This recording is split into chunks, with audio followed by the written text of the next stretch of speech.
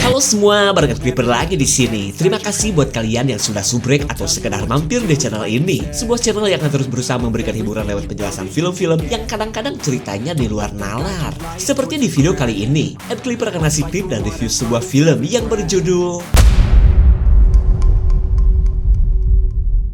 bercerita tentang kelakuan sebuah sekte sesat yang hobi memanen darah dan daging orang untuk mereka jadikan persembahan. Cerita pun akan berfokus ke pasangan sahabat yang malah berlibur di daerah yang dikuasai sekte aneh ini. Sampai sini sudah kebayang dong apa yang akan terjadi? Untuk itu tonton sampai habis.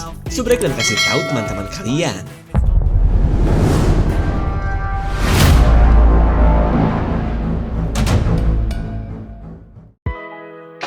Cerita berawal dari perjalanan sekelompok pemuda penikmat dosa yang akan berlibur di sebuah kabin yang berada di daerah bernama Kertila. Namun setelah berjam-jam OTW sampai Pantat Deple, mereka heran kenapa belum menemukan lokasi kabin sewaan yang mereka tahu dari internet.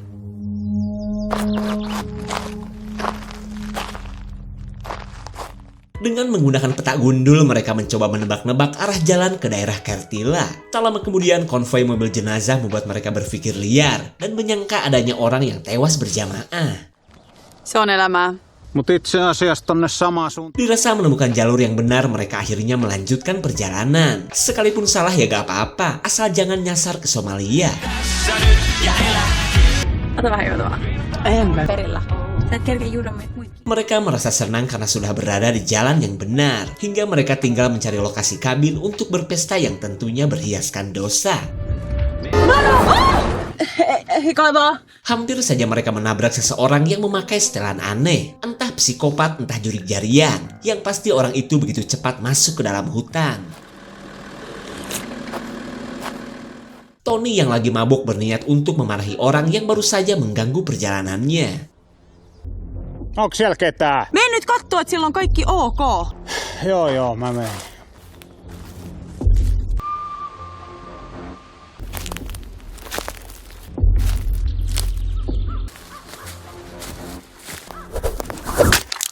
Pantesan di dada kerasa panas, ternyata sebuah kampak nyocol di tubuhnya. Lalu datanglah si pelaku yang langsung mengambil kalung perak mahal milik Tony. Para ciwi harudang ini mulai bete menunggu Tony yang tak kunjung datang. Namun mereka menduga mungkin si Tony yang sedang nyetandar dua boker di tengah kebun.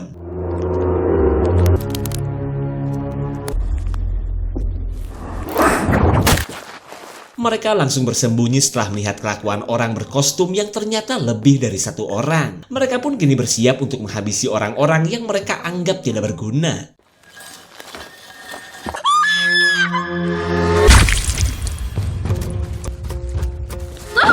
Dari ketiga wanita, mereka sengaja tidak membunuh si korban bernama Alisa. Tapi kita belum tahu nih, apa yang akan dilakukan orang-orang ini kepada Alisa.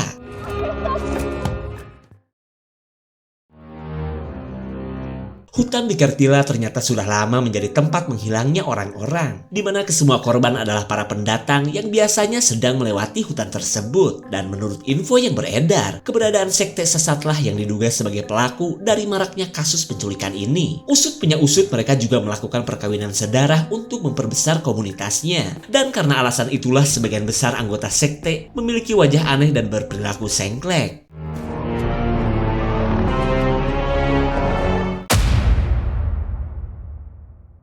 Sun lapsuuden aikaiset traumat. Ja tommonen uskonnollinen. 6 bulan kemudian kita beralih ke seorang ciwi depresi bernama Nina. Wanita bucin plus bermentol rapuh yang untuk ke-7 kalinya menemui seorang psikiater. Penderitaan Nina pun dimulai oleh perselingkuhan pacarnya yang entah kenapa jadi hobi nyandung padahal ia teh lagi lope-lopenya. Lalu Pak Dokter menyarankan Nina untuk liburan dulu, agar untuk sementara Nina menjauhi tongkrongan yang hanya akan membuat Nina teringat dengan pacarnya. Dan gak usah khawatir, Pak Dokter sudah menyiapkan sebuah kabin untuk Nina gunakan selama 1 bulan full. Dimana kabin tersebut baru kemarin dibeli pihak rumah sakit khusus untuk pemulihan pasien kena mentol seperti Nina. Tällaisia tilanteita varten. No nythän tää alkaa kuulostaa hyvältä. Enää ottaneet yhteyttä. Cinta yang bertepuk sebelah ceker membuat Nina benar-benar galau. Ia pun masih ingat momen berpesta bersama si pacar yang kala itu dipenuhi ciwi-ciwi harudang bercalengan jeblek. Olkaa kotona. No niin.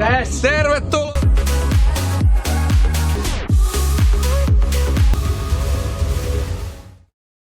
Kaunottarella on ilta mennyt. Nina yang mabok berat masih bisa mendengar obrolan si pacar yang kala itu mengajak temannya untuk beraduk songkol. Tapi apalah daya boro-boro melabrak, sekedar melek saja Nina tidak mampu. Di masa-masa terpuruknya, Nina masih punya seorang sahabat bernama Sufi yang selalu ada di sampingnya. Lalu ia mengajak temannya ini untuk ikut berlibur di kabin selama sebulan penuh. Terlebih ia gak mau manyun di tengah hutan sendirian, karena yang ada ia malah akan semakin kena mentol. Ajakan tersebut langsung diterima oleh Sufi yang kebetulan sedang nganggur happy. Ja kaiken lisäksi vielä ilmanen. Tänne ajaa 4 tuntia. Setelah dihitung pakai rumus panjang kali Kiben, Sufi berkata bahwa jarak menuju Kertila adalah 4 jam perjalanan. Lalu dengan penuh semangat ia mengajak Nina bergas prepare untuk liburan yang kebilang dadakan ini.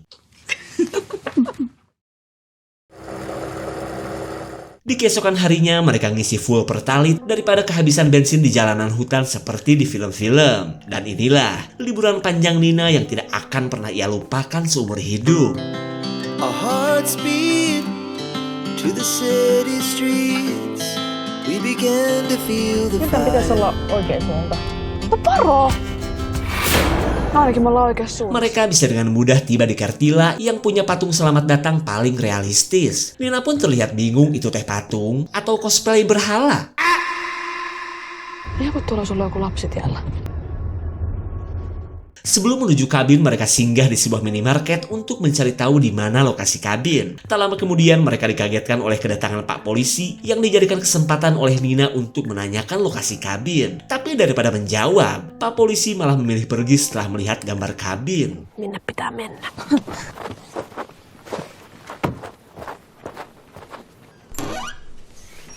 Ketika Supi mencari lapak untuk ngompol, Nina menanyakan lokasi kabin kepada si pemilik toko yang biasa dipanggil si Mami. Lalu dengan sikap yang dingin, wanita ini ujuk-ujuk bertanya berapa orang yang ikut bersama Nina. Kuinka niin?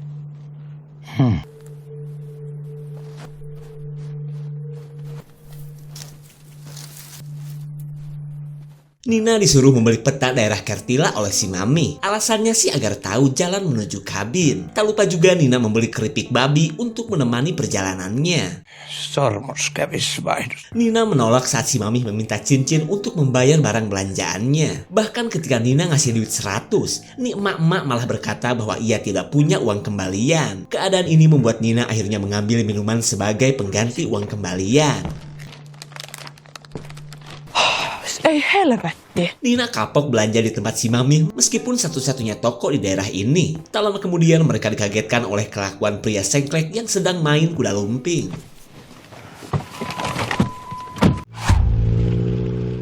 Setelah mendapatkan peta, mereka pun sampai di lokasi kabin yang ternyata berada tak jauh dari toko si Mami. Hawa segar khas pedesaan pun bisa mereka rasakan, bahkan membuat Nina bisa melupakan kelakuan pacarnya. From the sky, just two hearts running Keppanen wild. Freudia. Never sleep, never stop. Ken Every käytössä shot tää from the paikka? top. Pitäisikö sille tyypille soittaa ja... Eipähän onneksi tarvitse katsella tätä yhtä idioottia. Baru juga tenang sedikit, Nina malah mendapat telepon dari pacarnya. Akan tetapi Nina sudah masa bodoh dan memilih untuk prepare polos. Two hearts running wild. Di hari kedua, mereka menikmati serunya menggeber motor salju yang masih merupakan fasilitas kabin. Lalu ketika mereka beristirahat, Nina menemukan banyak jejak kaki yang menandakan adanya sekelompok orang di sekitar kabin. Namun tanpa mereka sadari, lokasi ini adalah tempat ritualnya sekte iblis penguasa tanah Kertila.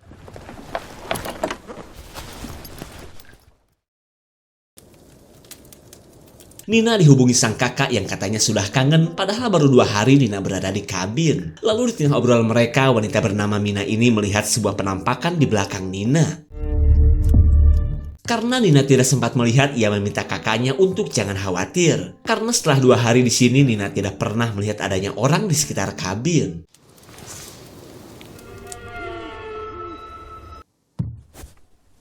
Sufi terbangunkan oleh suara langkah kaki yang sepertinya berasal di sekitaran kabin. Penasaran dong?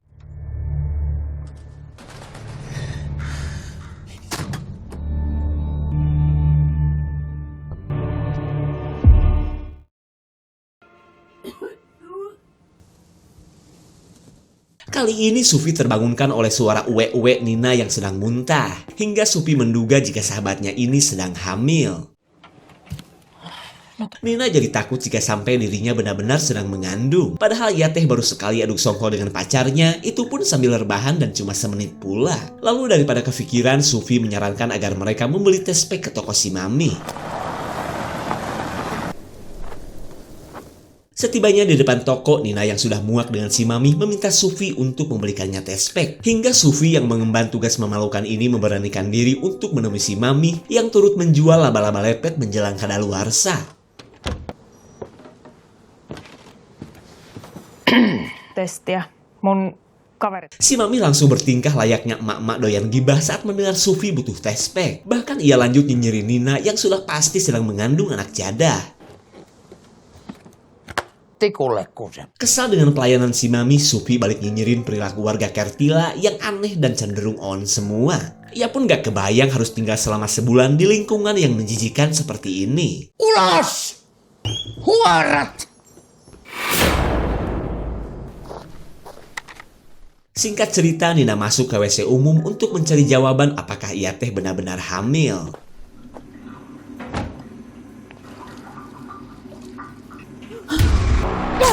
Nina buru-buru kabur setelah menyerang pria misterius pakai test pack. Lanjut ia mengajak Sufi kabur tanpa menceritakan apa yang terjadi.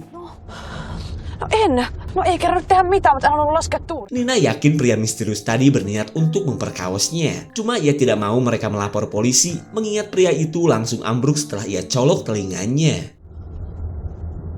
Kemudian kita beralih ke pacarnya Nina yang bernama Miko, di mana pria hidung loreng ini berniat untuk memperbaiki hubungan mereka yang sedang berada di ujung tanduk Baphomet. Akan tetapi Nina menolak dan tidak memberitahu di mana keberadaannya.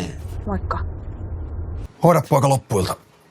Miko lanjut menemui Nina untuk mengetahui di mana keberadaan pacarnya. Dan dari kakaknya Nina inilah, Miko tahu kemana ia harus menyusul cinta sejatinya. Pret.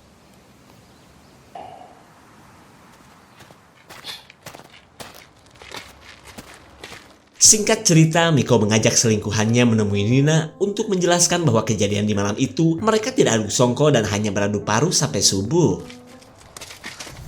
Tähän tuli nyt joku.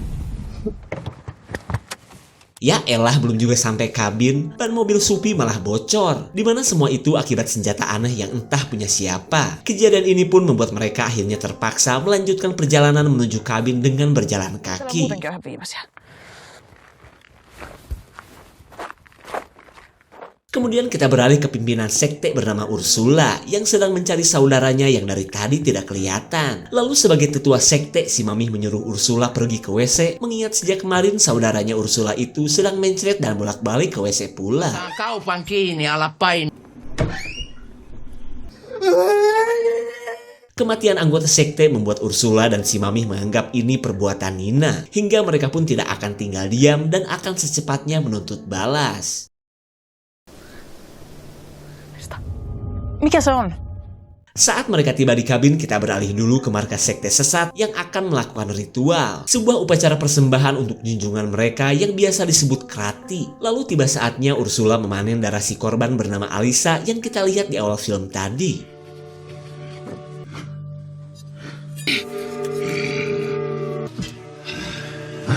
Suo meille armos!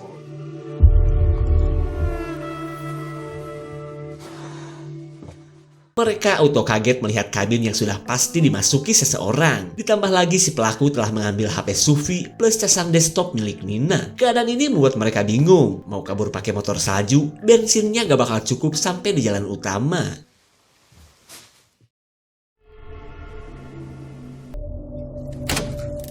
Lengkap sudah ketakutan mereka oleh perbuatan anggota sekte yang kini sedang mengintai kabin. Di saat itu pula Miko dan Christine menemukan mobil Sufi yang ditinggalkan begitu saja.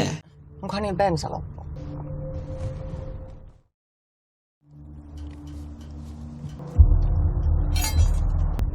Onkohan tää oikea paikka?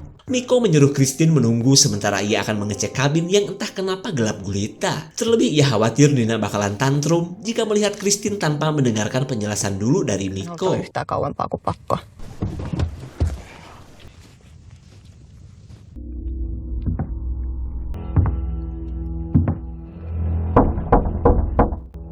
Niina! kirain teh penyusup, Nina merasa lega karena menyangka sosok yang tadi itu adalah Miko. Lalu ia menyalahkan kedatangan Miko yang cuma akan membuatnya tambah stres. Minä ja... Kelakuan anggota sekte yang sok keren dan telah membunuh Miko membuat Nina dan Supi gak bisa berkutik, kecuali bibir.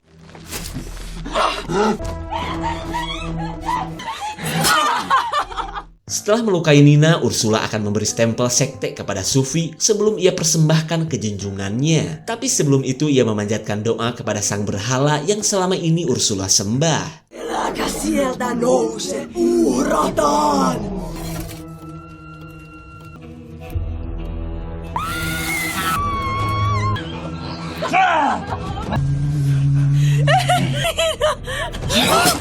Nina benar-benar emosi saat menyangka bestinya dibunuh oleh Ursula. Lalu ketika jasad Miko sudah siap untuk dibawa, Christine heran kenapa si babang Miko belum kembali.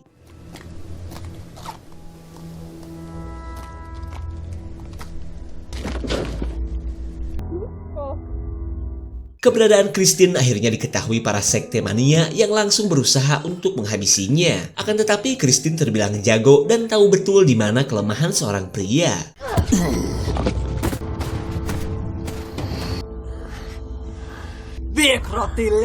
Sufi akan dibawa ke markas sekte sesat untuk dijadikan persembahan. Lalu Ursula menyuruh anggotanya untuk segera menghabisi Nina.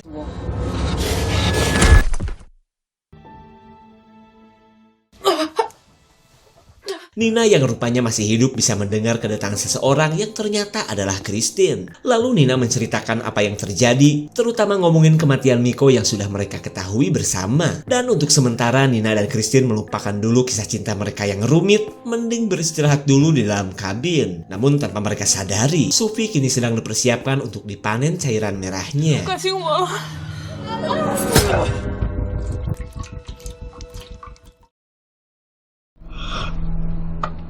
Nina tidak tahu akan nasib bestinya yang kini sudah benar-benar pindah alam. Lalu selang beberapa saat mereka melihat anggota sekte yang berniat untuk mengambil jasad Nina. Padahal Nina masih hidup kan. Kemudian Nina mengajak Christine mencari tempat yang aman. Daripada melawan tuh orang tapi ujung-ujungnya meninggoy juga.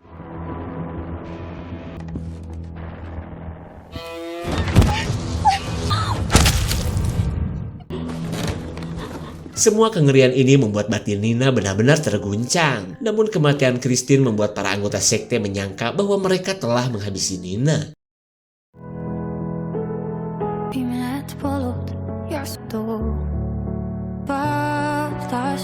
Hari-hari yang dingin membuat Nina bertahan di kabin yang tak pernah lagi didatangi para anggota sekte. Ia pun memanfaatkan apa saja untuk bisa bertahan daripada meninggalkan kabin dan berujung mati kedinginan atau habis dihabisi kelompok Ursula.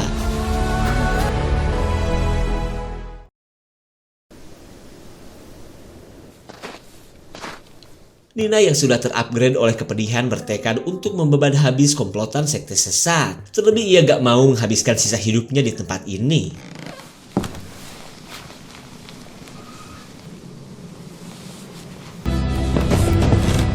Seperti biasa, salah satu anggota sekte mengantarkan jasad korban yang sudah dipanen darahnya ke rumah si Mami. Dimana semua ini sebagai pemanfaatan daging mentah yang bisa si Mami jual di tokonya. Assalamualaikum.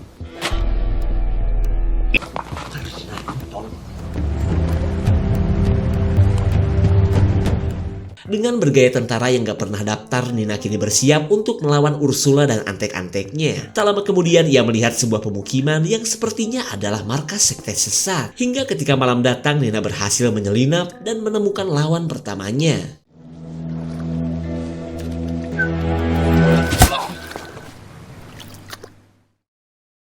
Di keesokan paginya, Ursula bertanya kenapa dari semalam si Gondrong belum juga kembali. Lalu ia menyuruh anak buahnya untuk segera melakukan pencarian.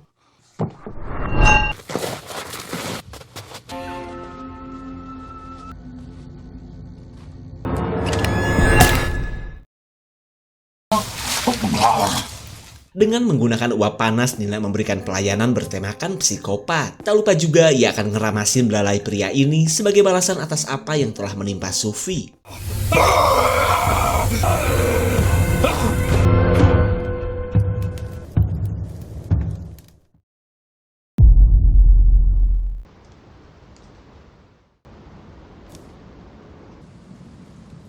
Mumpung ada kesempatan, Nina berusaha menyelamatkan Alisa yang masih disekap. Wanita ini pun sudah seperti orang kena mentol dan sempat menolak untuk diselamatkan. Alisa mengaku bahwa ia akan dikawinkan dengan sosok Rati. Sementara Nina sudah masa bodoh, lagian bagaimana urusannya manusia mau dikawinkan dengan berhala. Tuleeko Kratti mukaan? Mitä sä saat kertoa niistä tyypeistä? Ja luulee mitä verta. Setibanya di tempat aman, Alisa teringat akan kelakuan anggota sekte yang biasa ngumpulin barang berharga para korbannya. Dari Alisa pula, Nina akhirnya tahu bahwa komplotan si Mami adalah dalang dari banyaknya para pendatang yang menghilang di daerah ini. Kabar tersebut membuat Nina semakin bernafsu untuk meluluh lantakan sekte aneh sampai ke akar-akarnya. Lalu ia meminta Alisa untuk menunggu, biar dirinya saja yang menuntaskan kengerian ini. Selang beberapa saat kita beralih ke tangan kanannya Ursula yang baru saja ngising. Namun karena tidak ada air, ia menggunakan cara lain untuk membersihkan tangannya.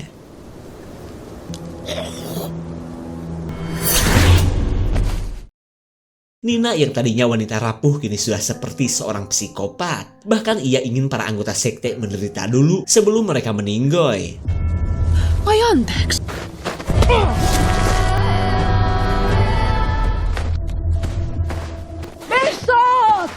Ursula heran karena tidak melihat keberadaan dua anak buahnya. Hingga ia pun khawatir jangan-jangan calon mempelai untuk Rati sudah kabur.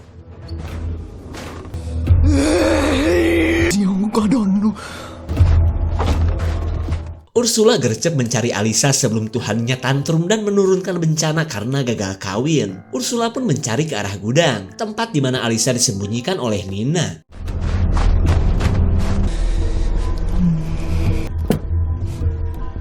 Sadar itu bukanlah Nina, Alisa langsung kabur mencari tempat yang aman. Tapi sialnya usaha Alisa tersebut bisa terdengar oleh Ursula. Di tengah pelarian Alisa, kita beralih ke Pak Polisi yang ternyata adalah bagian dari sekte sesat. Ia pun ditugaskan membantu Ursula yang akan melakukan persiapan kawin junjungan mereka.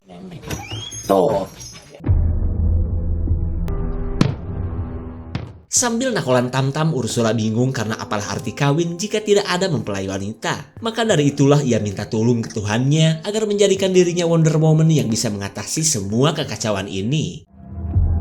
Anna meille voimat! Rielemme Vesaista! Nina berhasil membalikan keadaan dan tinggal mengeksekusi pimpinan sekte sesat ini. Di saat itu pula secercah harapan muncul saat Alisa melihat kedatangan mobil polisi. Polisi! Nina begitu happy bisa memberikan penderitaan kepada Ursula. Selama itu pun Ursula nakut-nakutin Nina bahwa perbuatannya ini akan mendatangkan petaka. Kato mä päästän se sun. Ursula akhirnya tewas setelah dikecup Tuhannya yang bertanduk. Tak lama kemudian Nina menemukan harta para korban yang sudah siap disetorkan ke si Mami.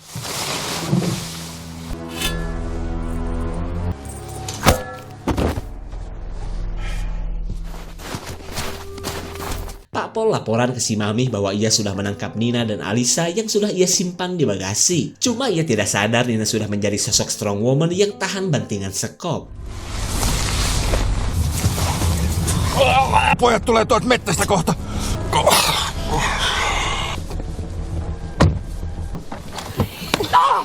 Setelah semua anggota sekte yang aktif habis, Nina mengamankan Alisa terlebih dulu. Karena bagaimanapun juga ia harus mateni si Mami, satu-satunya orang yang paling berpengaruh di Kartila. Joo, ilman muuta.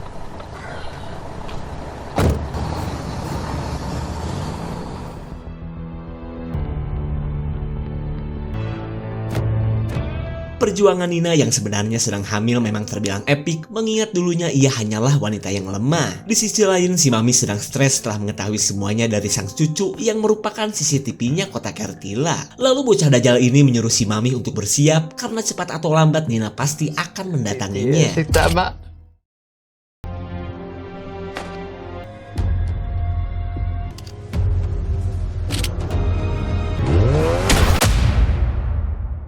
Beberapa minggu kemudian kini giliran Nina yang kena mentol karena sampai saat ini Nina belum pulang. Padahal seperti yang kita tahu, Nina sudah tewas didor oleh si Mami. Lalu si dokter menyarankan Nina untuk menenangkan batin dulu di sebuah kabin yang sudah ia siapkan. Tässä oli se ajo.